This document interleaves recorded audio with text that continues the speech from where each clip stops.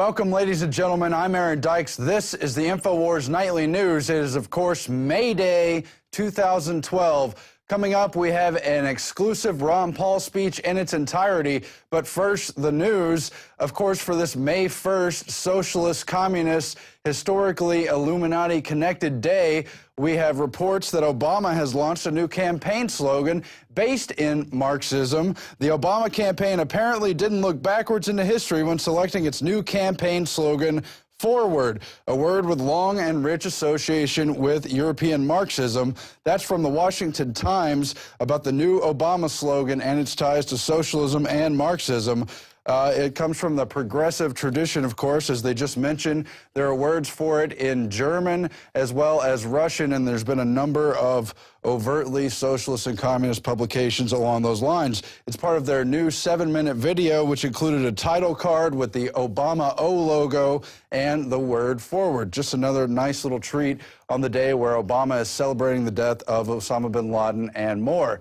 Now, behind the scenes of the century of radical Marxism and communism, progressivism, fascism, Nazism, and other collectivist systems are the puppet masters. They will meet again at Bilderberg this year, again in Chantilly, Virginia, and Alex has called on people to occupy the Bilderberg meeting. So join him if you can out in Virginia, right outside of Washington, D.C., coming up in just a few weeks.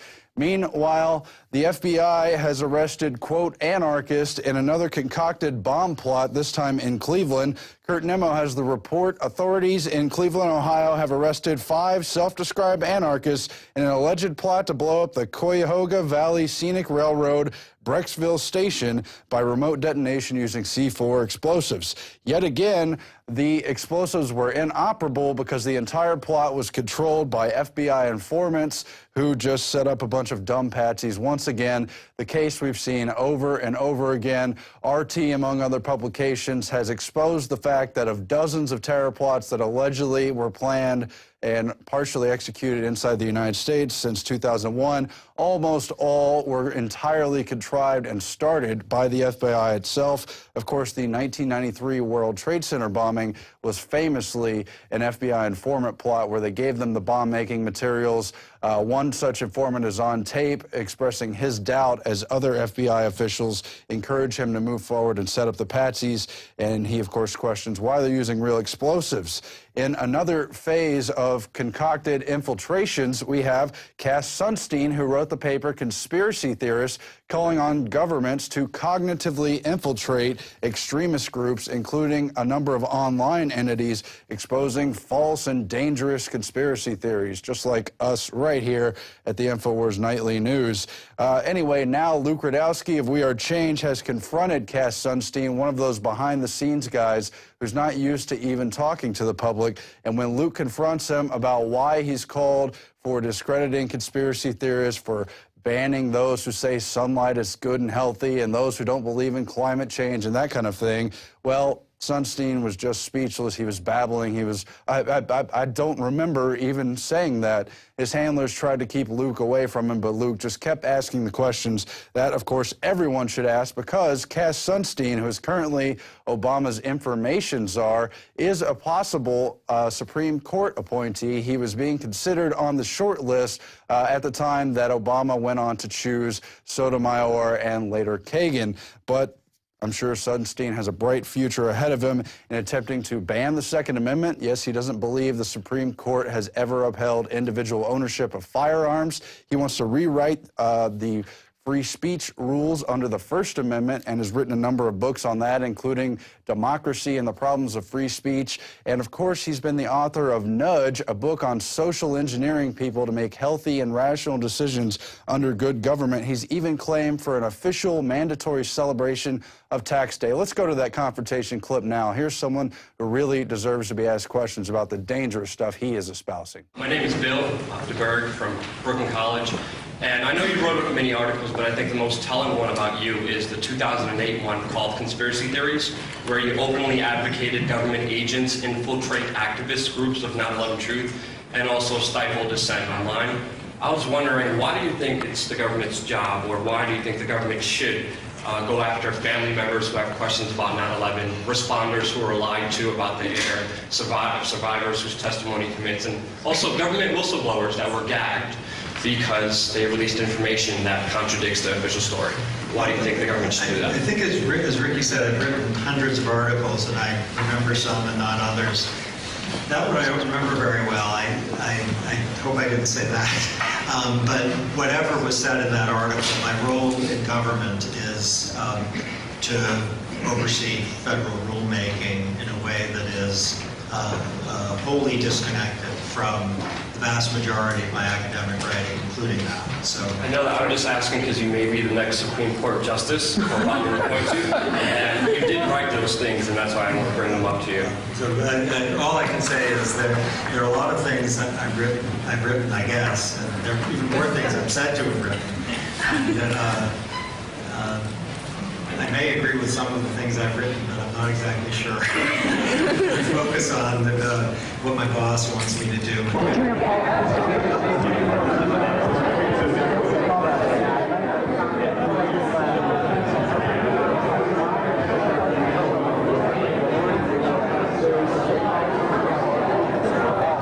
I just want to know, is it safe to say that you retract saying that conspiracy theorists should be banned or taxed for having an opinion online? Is it safe to say that? I don't remember the article very well, Yeah. so...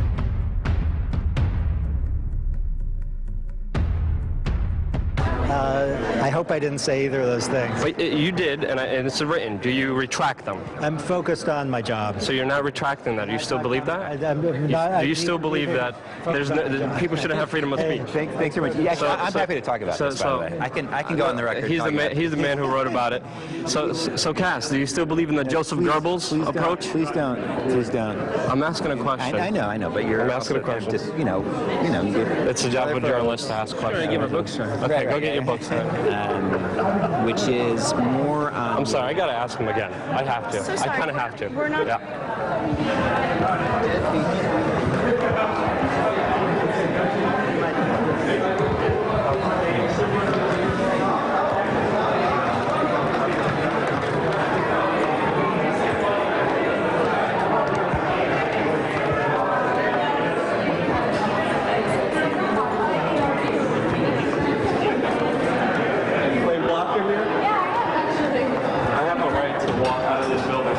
So Cass, you don't...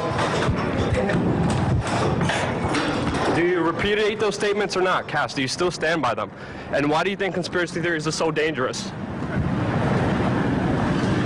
It's a very serious question. I mean, we're talking about undermining freedom of speech and critical thinking, about questioning the government. We just want to know your opinion, and you don't seem like you want to retract those statements, but they're very serious. They're very similar to Joseph Goebbels. That's what people compared you to, sir? Thank you, sir. Have a good day. Bye-bye.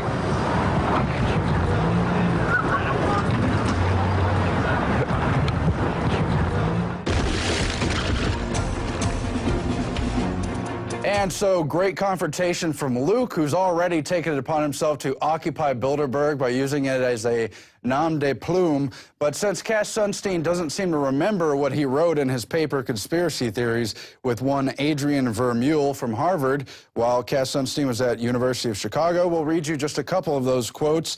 The term infiltration appears more than 14 times in this paper.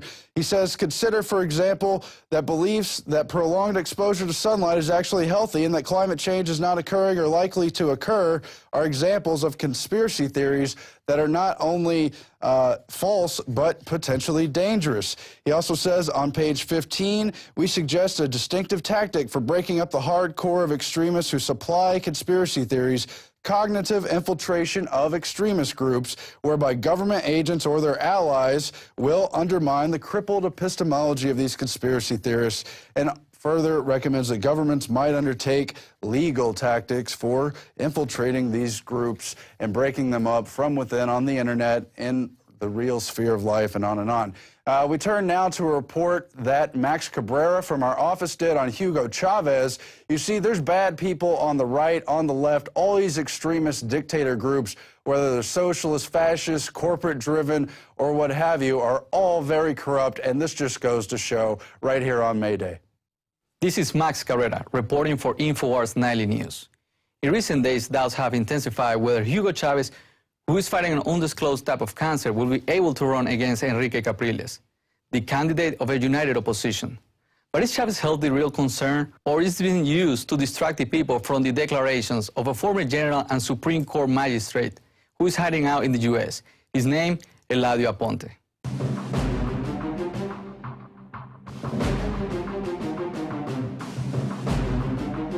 In an interview broadcast on Miami channel television, Soy TV, the former judge said that high-profile criminal cases were manipulated by top-ranking Venezuelan officials, including Mr. Chavez, to determine their outcomes.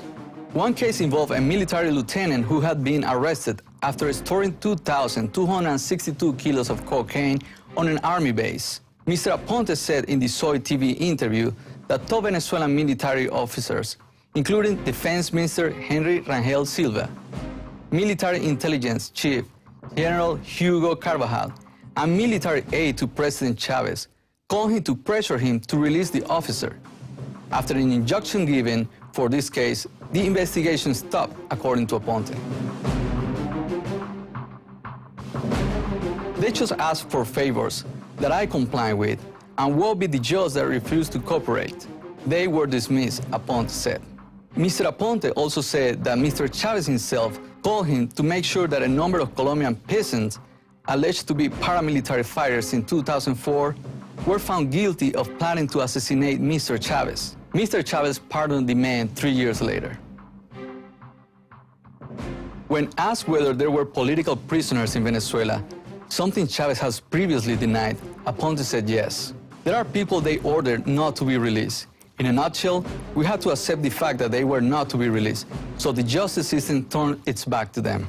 Aponte was dismissed from his post by Venezuela's National Assembly on March 20 over accusations that he had ties to a drug suspect. And after the declarations were given, Venezuela's Justice Minister, Tarek El-Aissami, accused Aponte of receiving money from drug traffickers and notified about the dismantle of a money laundering ring with operations involving as much as $10 million in Venezuela. According to Aponte, justice is nothing. Justice is a ball of putty because it can be molded for or against. Mr. Aponte said on the broadcast, "I don't think the separation of power exists. It happened every week. On Friday mornings, Venezuela's top prosecutors, the Justice Minister, the Solicitor General, assorted Supreme Court justices, police chief, and top officials will meet in the Vice President's office to review politically sensitive court cases and decide how they should be handled. In each instance, the Vice President had the last word: dismissal, acquittal, or conviction." Aponte mentioned that his position in the Supreme Court was given due to his ability of following government guidelines. Aponte mentioned that his position in the Supreme Court was given due to his ability of following the guidelines from the government, even though when these guidelines were going against the Constitution. This is an example of how the justice system can be manipulated, leaving no recourse for the victim. This was Max Cabrera reporting for Infowars Nightly News.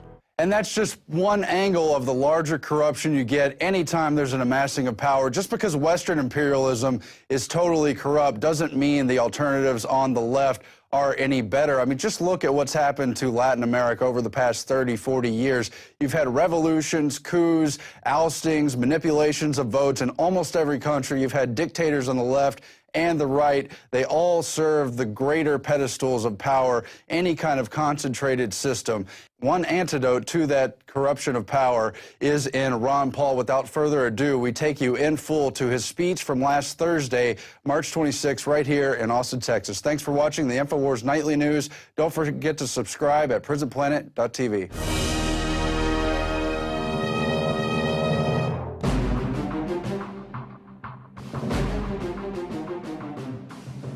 These campaign events are a little bit different too, because earlier on I saw something, I said, I'll bet that never shows up in another candidate. Somebody holds up a sign and says, raw milk!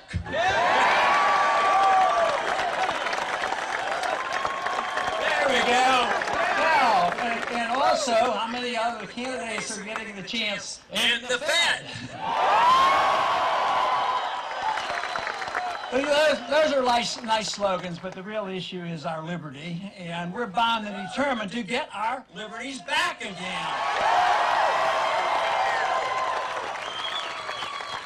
And it is rather discouraging. In Washington, not much seems to be happening, but where the real encouragement is when you leave Washington, come out, get on the campaign trail, and meet people like you. That uplifts me, and thank you very much for being with us.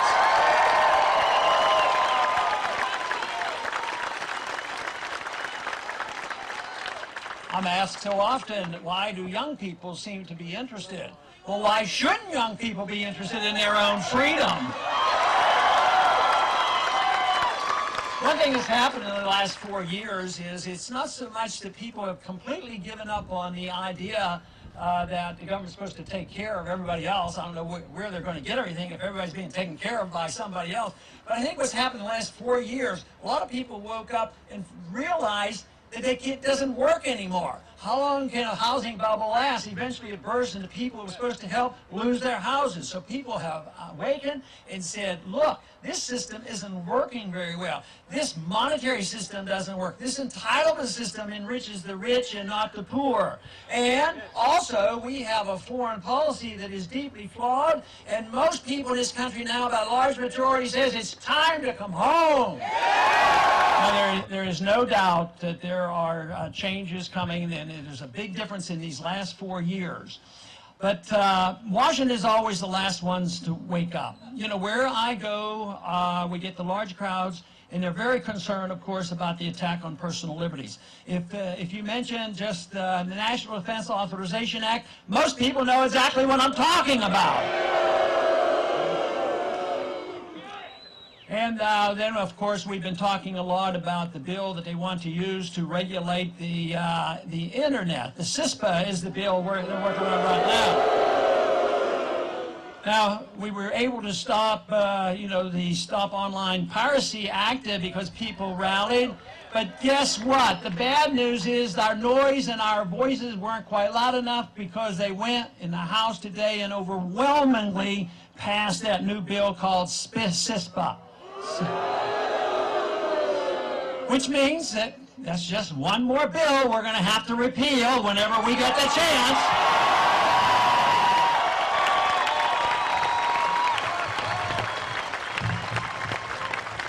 Along with the Patriot Act, of course.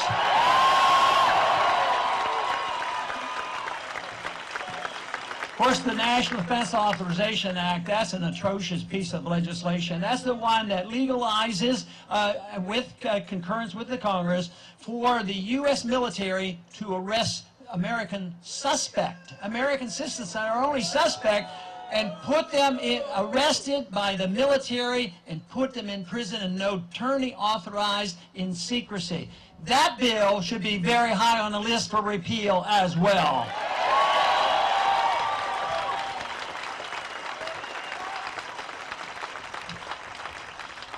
A couple of weeks ago, the president renewed a bill called the Defense Production Act, which has been sitting around for a long time, and it means that in a time of national emergency, a war going on, the president has the authority, of course, to declare, a total ownership of all businesses and all financial institutions. What the president did by executive order, he added the phrase, during peacetime as well. So you say, is that the law of the land? Well, not technically. If we had a good court system, it would be unconstitutional. How can the president legislate like that? Only the Congress can legislate.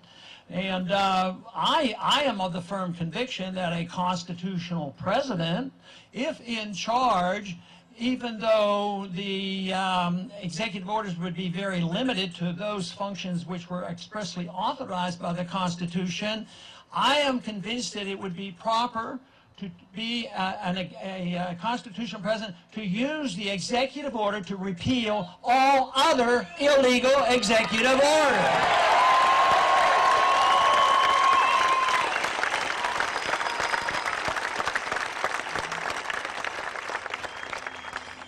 So So we have a long way to go. The attack on civil liberties have been rather severe because it is the principle of liberty you have to deal with. So if you're dealing with your personal lives and how you want to run your life, your ownership of your own lives, as well as your economic liberty and the foreign policy and monetary policy, it really boils down to the principle of what Jefferson started off with. Our inalienable rights, our rights to our life and our liberty and the right to pursue our happiness, and it is being God-given, given to us not by our government, but by our Creator.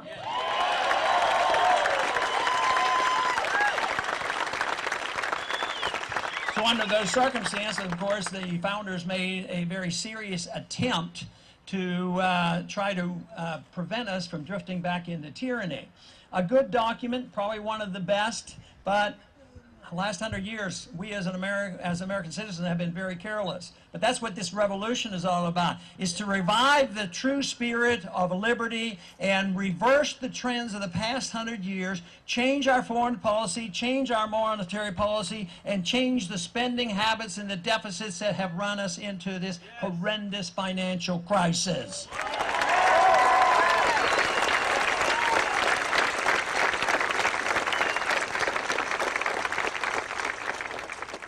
This can be done simply by sending only people to Washington who are certified and capable of reading the Constitution, and then you believe them when they take the oath of office. Because we got in this trouble because of the careless interpretation of the Constitution, the Interstate Commerce Clause, the General Welfare Clause, the not reading and caring about Article 1, Section 8, not caring about the 9th and 10th Amendment. It wouldn't be that difficult. We don't have to invent anything new. We just need men and women of integrity that will take their oath of office seriously. If we got into this mess by not following the law book, all we need is to follow the law book, follow the Constitution. We'll get out of this mess.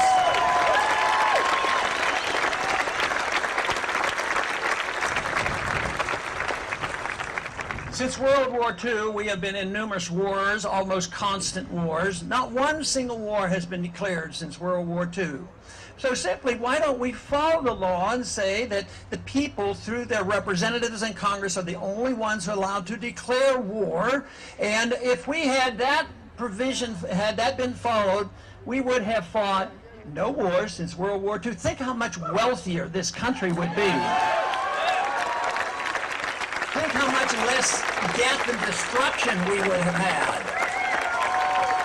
Even if you took just the past 10 years, our national debt has been pushed up $4 trillion because of all the wars going on in the Middle East. And what are the politicians talking about today, Democrats and Republicans? They're overly anxious to start the next one, going into Syria and going to Iran. I say, no more wars, get out of the wars and come home.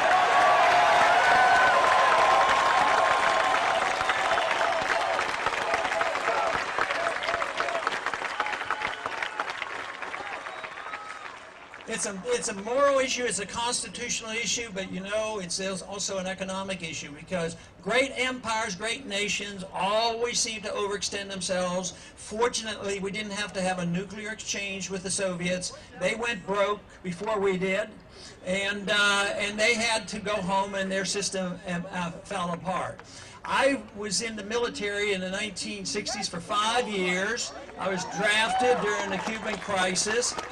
And believe me, if we can stand up to the Soviets who had 30,000 nuclear weapons, don't you think we could stand up and not be intimidated and act so frightened by a country that has no nuclear weapons and maybe will never get a nuclear weapons, and we want to go to war against a country like that? It makes no sense at all.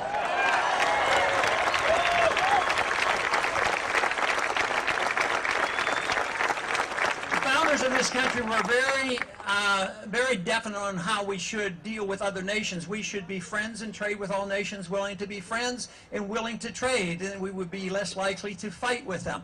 A good suggestion would be, the Cold War is over, why don't we talk and trade with Cuba? Yeah! Other countries are doing it. We're doing it with We're doing it with China now, and they've sort of wised up of the whole thing. We're in debt. We owe it to China. China saves their money. We're over there wasting lives and wasting monies throughout the Middle East and Africa. Guess what? China's taking our dollars that they earn from us, and they're investing them over there in minerals and natural resources and oil.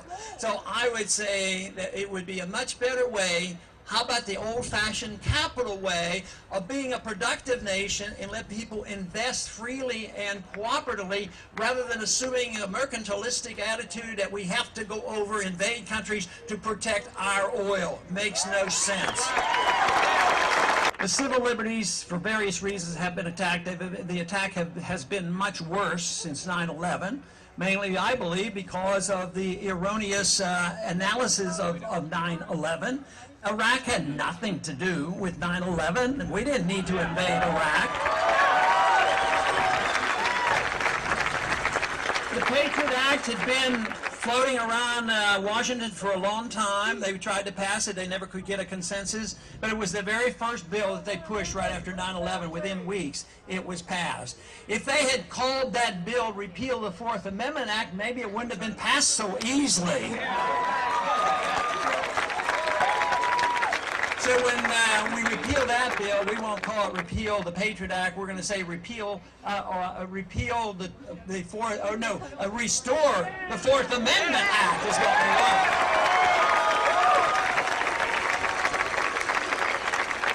Unfortunately, we have not taken the advice of the founders nor looked at our Constitution, because in a republic, the government is supposed to be open. The people are supposed to have their privacy. The government is supposed to, if anything, protect our privacy. Today, as this legislation continues to be passed, and they're attacking now the internet, it seems like they don't care about our privacy, and we can't find out what's going on in the government. That, of course, is the real reason why we need to know a lot more about the Federal Reserve System.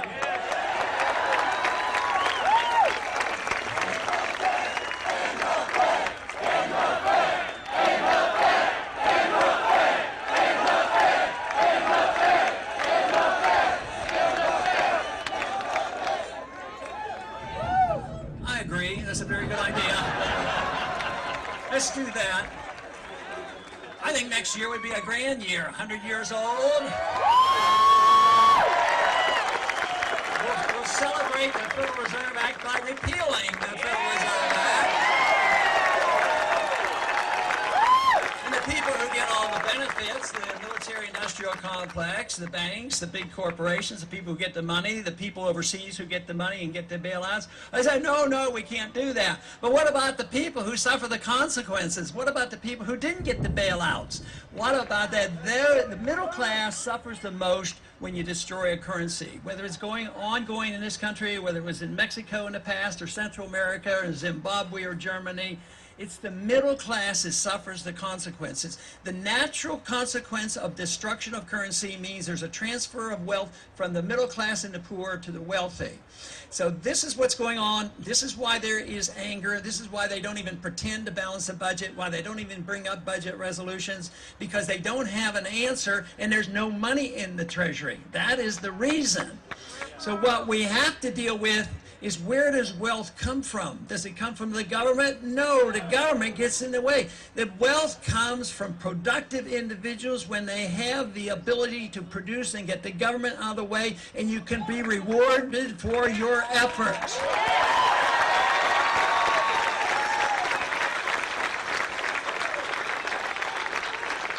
But the Federal Reserve has served the interest of the very wealthy. You could not have runaway entitlement spending, and you could not have the wars fought if you didn't inflate and destroy the currency. So these are events that are coming about. We have not ever talked about them before in a presidential campaign, and the issue is big government or individual liberty. And it is the issue of liberty that can bring us together. Not so much that we would agree on how to use our liberty, but precisely because people are different. People want to use their liberties in different ways, but it is not confrontational if we all get together and say, we want to be free people, we want to run our lives as we choose, our lifestyle should be our own decision, our money that we earn should be our own, and the government should back out of it. And if we have the freedom today, most people understand this, we have the freedom of picking our own religion, and there's many different religions, and we can pick no religion if we don't want to, and we don't feel intimidated, and we don't have to endorse what people do and pick. Same way with our intellectual liberties. We're allowed to read the books we want, even very dangerous philosophies that can do damage to us. We're allowed to read and study. But why is it? Why is it if we protect intellectual and religious liberty, why can't we protect the liberty of you to put into your bodies whatever you choose?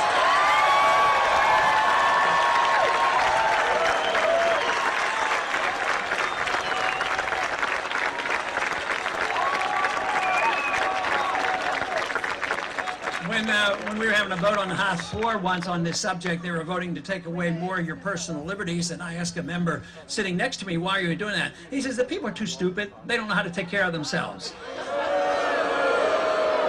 But tell you what, if we ever go and accept fully this notion that the government can protect us against ourselves, there is no liberty left. And this is the reason it has to be up to the individual. Does that mean that each and every one of us will make the right decision? No, some people are going to make mistakes, but you have to assume responsibility for those mistakes. But what happens if you defer?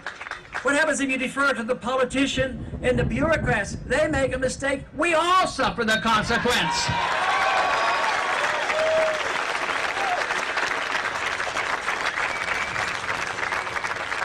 But it's this idea that if you legalize freedom that you endorse what people do, and that's absolutely not the truth. Because people will use things differently and do things in different manners.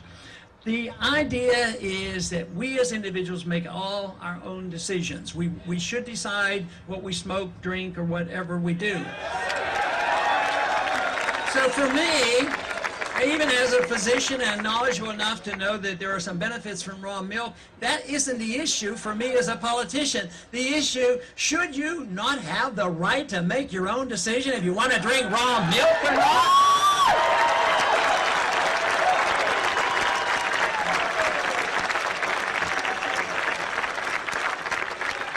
Now others say, well, that's okay to a point, but we have to make sure that nobody ever uses any drugs. And I said, you mean alcohol? Oh, no, we don't mean that. We're talking about those illegal bad things. And then I said, well, guess where most of the addiction is? Is it on the illegal drugs? No, most of the addiction is on the prescription drugs. That's where the real problem is. But drugs and making our own decision is risky. There are some dangers to that. But the greatest danger in the war on drugs has been the war on drugs, much more dangerous than the drugs themselves.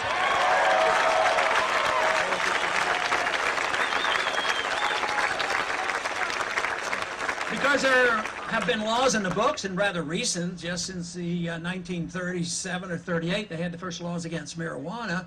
So they, even through World War II, we were coaxing and asking people to raise hemp, and the founders all had hemp farms, and yet today, if you go out and start raising hemp and making industrial hemp, they say, oh no, you can't do that because it sort of looks like marijuana. So we'll chase all those jobs up to Canada, then we can buy the products from Canada because they can raise hemp.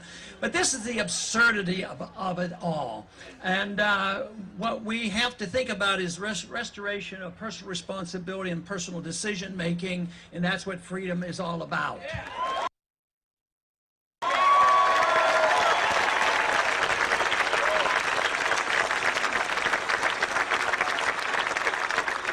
But it brings up the question about if you're going to have some regulations, who should do it? Should it be a national government or should it be a local government? Well, my personal opinion, where the regulations come from, you, the individual. you, your family, teaching your kids, your community, your church, or whatever to teach you values. That's where the real regulation should come from. But today, there are some states now that said that sick people, it is now known, can't be helped with marijuana, California and other states. So what does our president do? His promise to lighten up on those law enforcement. He's enforcing those laws worse than ever. And it's an interesting way to bring up the issue of states' rights. Some people like to paint the notion of states' rights as being something bad. But conservatives talk about states' rights. Sometimes they follow them, sometimes they don't. But liberals should understand, well, maybe it should be the state prerogative of what they should do in how this should be administered. This is essentially what happens with alcohol. The national prohibition of alcohol was a disaster. And we woke up and finally said, no, it's not that alcohol isn't dangerous. Matter of fact, I think most people in this country know that alcohol is many, many-fold more dangerous than marijuana.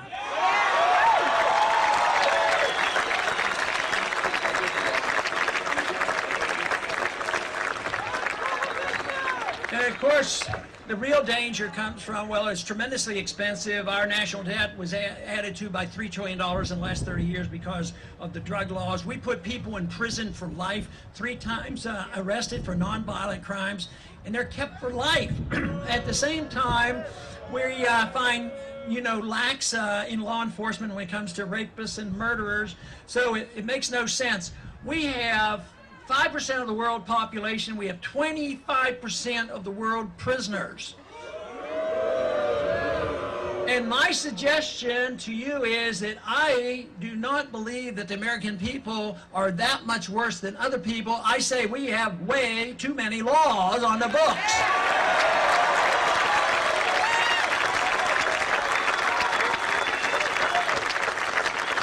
Of course, along with the National Defense Authorization Act on January 1st, there were 40,000 new laws placed on our books.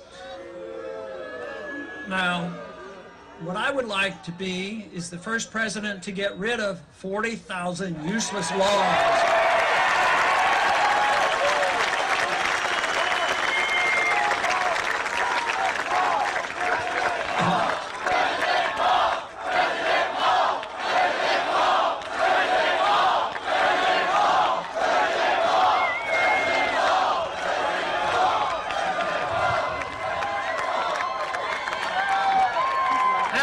After the Constitutional Convention, Franklin was asked, what have they given us? And his remark was, we have given you a republic if you can keep it, which is a major task, because if we don't change our way, if our revolution is not successful, we're going to lose it. But they had a high disregard for pure democracy, not the democratic process of electing leaders, but the process of letting the majority dictate against the minority. And they considered that a danger. But I think we're at that point now. We believe that if you get that 51%, they can undermine the rights of the individuals. The purpose of a republic is to protect the rights of all individuals and not to protect it, and that would be one of the rare or limited functions of the federal government. But their reason that they didn't like democracy, they said eventually when you get a pure democracy, it tends to waste. And when you think about the waste in this country, because there's always those in power and can manipulate and maneuver and get the contracts and all the things that go on behind the Federal Reserve, it wastes and it also consumes wealth. We're consuming wealth now. We're not producing wealth. We haven't had any significant new jobs in the last 10 years. And we've had 30-some million new people in this country. So we're wasting and we're consuming. And their prediction at the time was if you allow that to happen, you will self-destruct. Now, the Soviet system self-destructed. It was predictable because that type of system isn't functionable. But our system isn't functional either. It's not as ruthless as communism, but in a way it's wasteful and it consumes. It's built on debt, it's built on paper money and the powerful special interests, and it's becoming known that the groups are lining up you know, the 99 and 1, and we got to tax the rich and this sort of thing. Now, I'm not for taxing the rich if they honestly earn their living. That's okay. But I'm for dealing with those individuals, and that's a large number of the very, very wealthy making the billions, because they get special treatment, either from the contracts or the special interest in the bailouts. That's a different system, and that is causing resentment. And this is the reason that we're more or less at an impasse in Washington, D.C., because there was a lot of compromise. They always argue that we have to have compromise and work together. When we were very wealthy and had money in the bank, the compromise was easy. Conservatives and liberals said, we'll vote for your package, I'll vote for your package, and they would pass endlessly spending money. But it isn't there anymore. In the last 4 years, that's why this is different. We realize the treasury is empty, the productivity is down, and we have to do something about it. That means to produce, you can't have the government in the way. What you have to have is a clear understanding of property rights. You have to have a clear understanding of monetary policy, not fiat money, but gold and silver as legal tender. You have to have a government that will support and enforce contracts, not violate contracts on purpose. The contract is very important. So it's not like there wouldn't be regulations in a free market, but they would be tough. They talk about, well, there was lack of regulation, that's why we had the financial crisis. But that isn't true. We had the wrong kind of regulations that weren't working, and it would have been much easier to go through bankruptcy and punish the people who overextended themselves rather than buying the bad debt and dumping it on the American people behind the scenes. The founders had it together as one package, but the last 100 years we have divided this. Some people defended civil liberties a little bit better than the others. Some people defended economic liberty a little bit better, but it's all one. But you have to understand, liberty comes to you as an individual. It's important to you as an individual. You have a right to your life, to your own lifestyle, and you have to have a right to your money as well.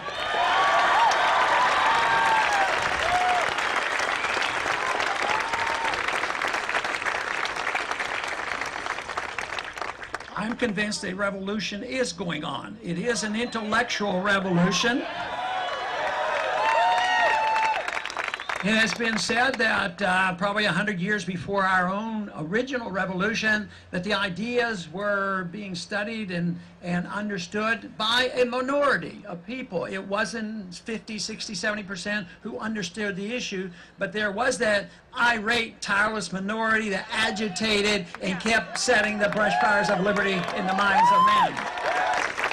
Also, the reversal from what happened from 100 years ago has started 10, 20, even 30 years ago. People who have been writing about Austrian free market economics, writing about the Federal Reserve System, and writing about and trying to get people to understand why a non-interventionist foreign policy makes more sense than being the policeman of the world.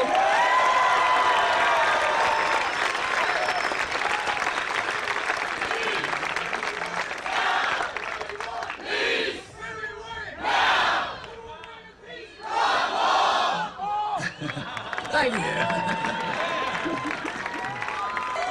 And peace will bring you prosperity as well, let me tell you.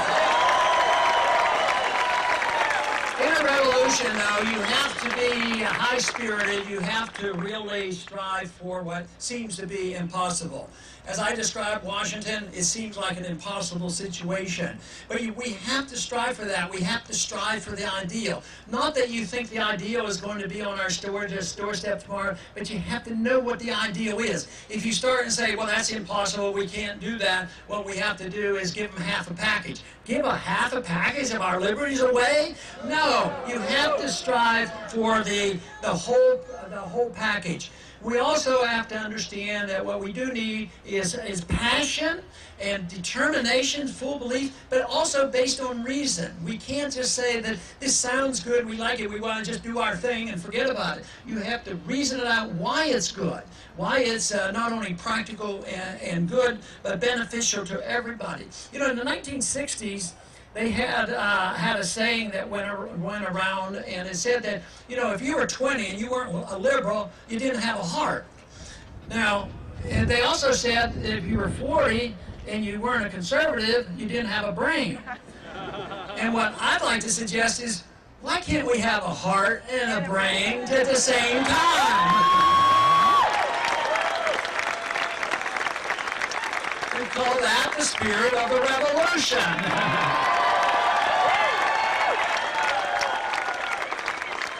Many times in revolution, in my own personal life, in being engaged in trying to promote causes, people sometimes want to measure, well, how many laws did you get passed in Washington? Well, 95% of the people in Washington want to pass laws that increases the size of government. Why do I want to be on the list of saying how many laws I passed in Washington? So, most likely, if we are determined and our numbers keep growing and the enthusiasm there, our success will far exceed the expectations. And I already see this. I mean, just in the last 4 years, the amount of energy that we're seeing, it's just fantastic.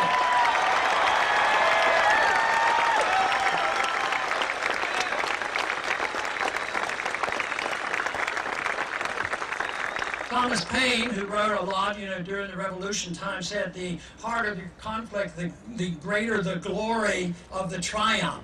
So it is going to be difficult, but it is always glorious to have success. And we will have success. Am I saying we're going to have success next week, next month, August, or November? In some ways, we will. We will have success. And the one thing I am absolutely convinced, that regardless of what happens next week, next month, or November, this spirit, the spirit of this revolution, is not going away.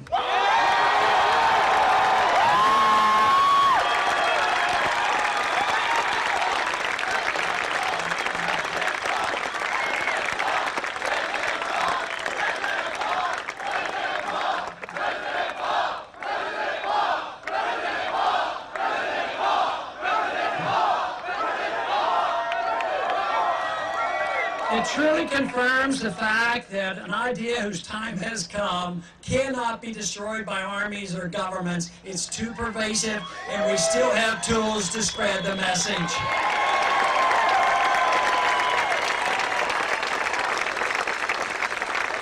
I'm always delighted talking on the campuses and talking to the young people, and I realize what a future you face, and the realization that there's a lot of debt out there, there's a lot of personal debt, but just think how much could be solved for the country and you personally if we just had a sensible economy where you could get a good job. That would solve a heck of a lot of our problems. And that is achievable. It is achievable by us following through. Most important thing that we do as individuals wanting to be involved in this movement is to study and understand, because you have to have answers. If you say you want to end the Fed, yeah, we want to end the Fed, but why? Why do you want to end the Fed? And why are they ripping us off? And why is honesty with honest money a better thing? You have to have those answers. You have to also know how to explain to people that what we're talking about is a humanitarian approach. They claim because we don't want the government taking care of people, and we don't believe in free stuff, because there is no such thing as free stuff. But if we care about our fellow man, and we care about abundance, if we care about the maximum prosperity of the largest middle class, if we do, we have to say we have to defend individual liberty, free markets, and sound money.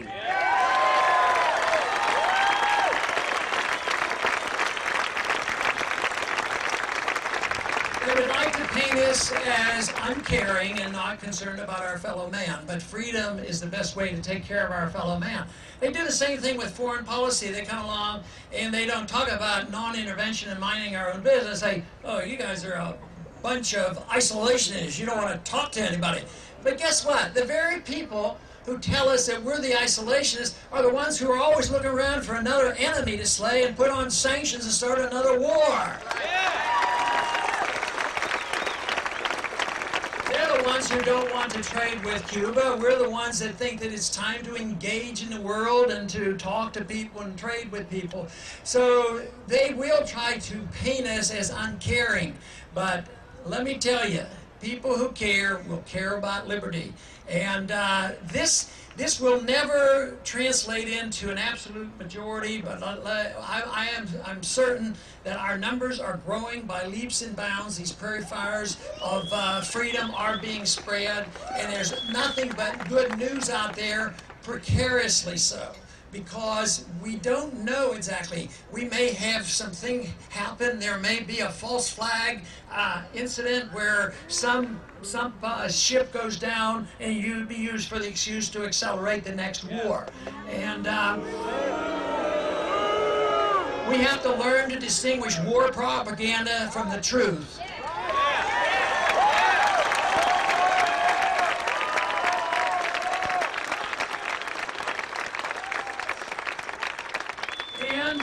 In the age of big government, in the age of tyranny, truth can be said that it is treason to be truthful.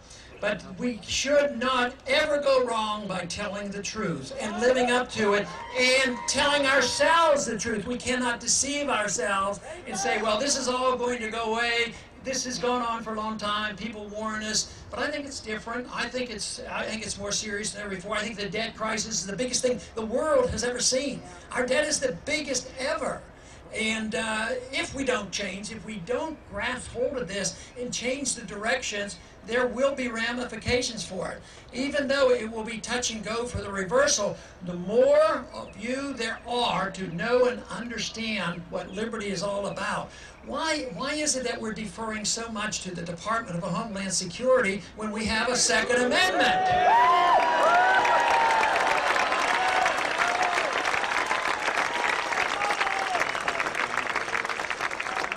Why do we allow our courts to rule that you can be strip searched by any police officer without any reasonable cause?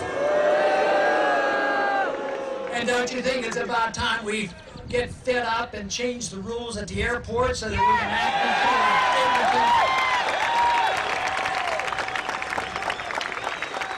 And also something, an order I would like to cancel is that 500 million rounds of ammunition that the Department of Homeland Security just ordered. What do they need that for?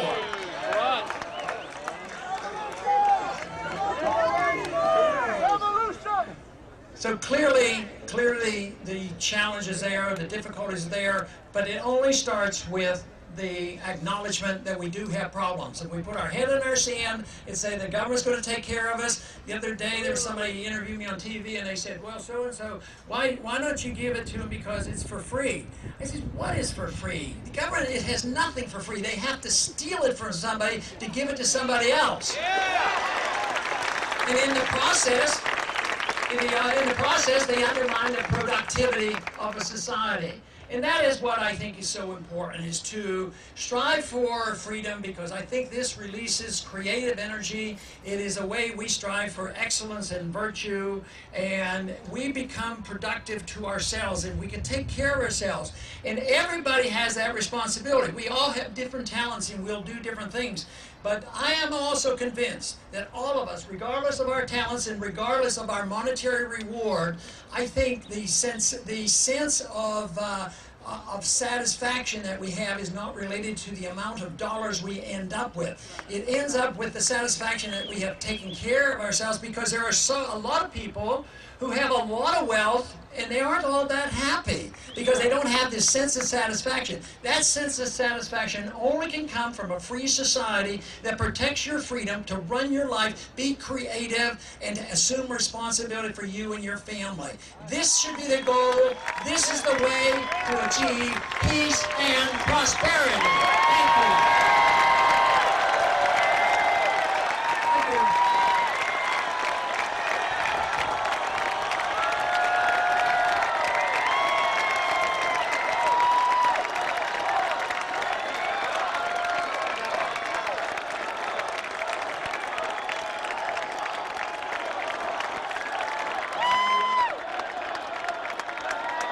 Change things.